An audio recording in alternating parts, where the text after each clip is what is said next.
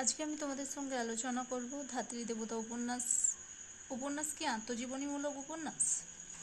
চলো এবার উত্তরটা আলোচনা করা যাক। তারাশঙ্কর বন্দ্যোপাধ্যায়ের ধাত্রী দেবতা উপন্যাসটি বহুল অংশেই একটি আত্মজীবনীমূলক উপন্যাস হিসেবে গণ্য করা যেতে পারে।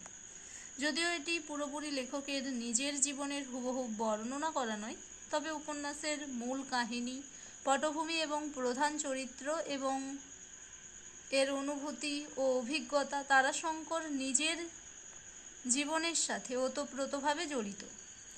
ধাত্রী দেবতা পিসিমা চরিত্রটি কাল্পনিক চরিত্রটি নয় এটি একটি কাল্পনিক চরিত্র নয়, বরং এটি এক তারাশঙ্কর বন্দ্যোপাধ্যায়ের নিজের পিসিমা চরিত্রটিকে শৈলজা চরিত্রটি তিনি ধাত্রী দেবতা উপন্যাসের একটি চরিত্র হিসেবে তুলে এনেছেন।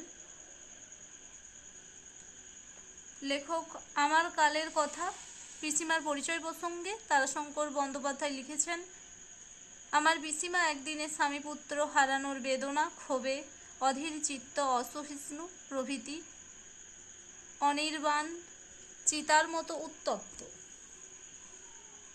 এই পিসিমাকেই তারাশঙ্কর বলেছেন আমার ধাত্রী দেবতা।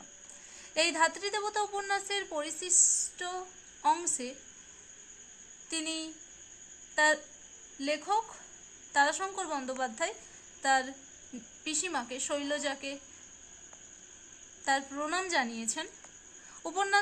এবার আসা যাক উপন্যাসের প্রধান চরিত্র শিবনাথের জীবন, তার বেড়ে ওঠা, মানসিক দ্বন্দ্ব এবং আদর্শবাদের সাথে লেখক তারাশঙ্করের জীবনের গভীর সাদৃশ্য রয়েছে।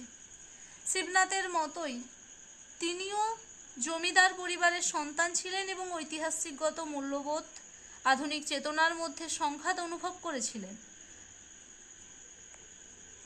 উপন্যাসের পটভূমি হল রাঢ় বাংলার লাভপুর গ্রামে, যা লেখকের নিজের জন্মস্থান।